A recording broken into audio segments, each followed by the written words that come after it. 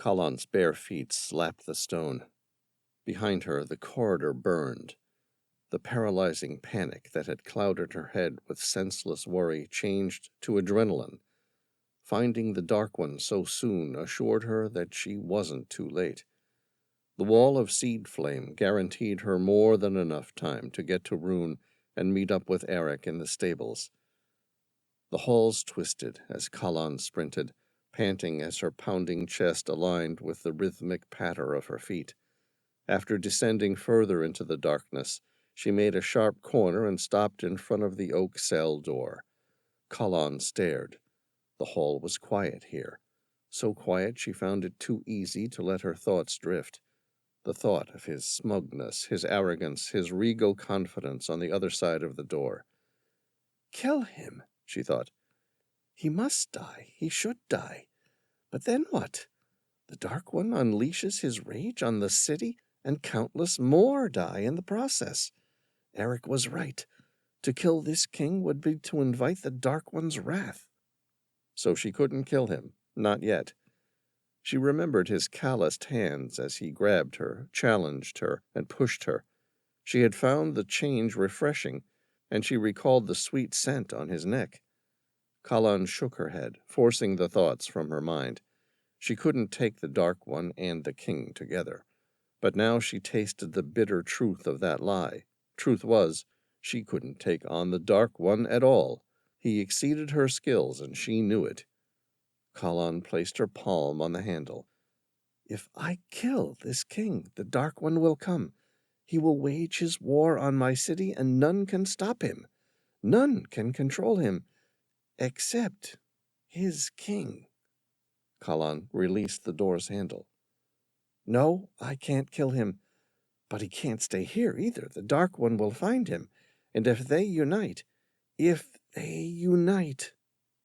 With a resounding blast, the oaken door burst into splinters. Stretched out on the stone floor amid the coals and glowing remnants of the door, wearing nothing but his trousers and signet ring, the king of Gunir rested comfortably, too comfortably. With his hands tucked lazily behind his head and his feet crossed at the ankles, he angled his neck to better see his guest. Kallan's chest heaved as she sent off bits of seed light into the room and descended the steps where she stopped short. A grin stretched Rune's face as he looked her over. From the dainty bare toes peeking out from beneath her gown, he followed the folds of thin white fabric. Her hair spilled over her shoulders and fell unceremoniously to her waist, where she sported a dagger and her seed kona's pouch. The frown she gave him was all he needed to discern her mood.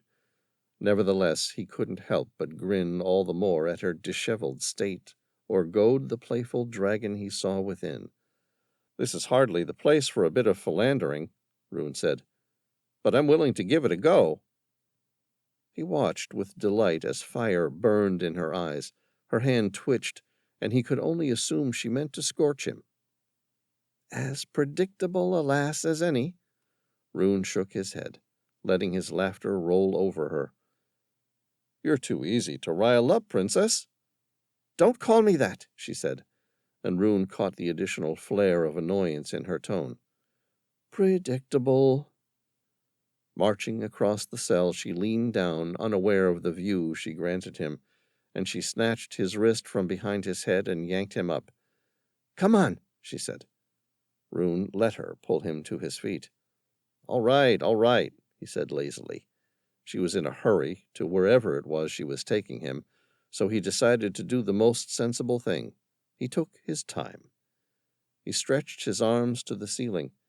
Give me a minute. I need to wallow, he said, not bothering to quell the half-grin he formed as her eyes wandered over his chest,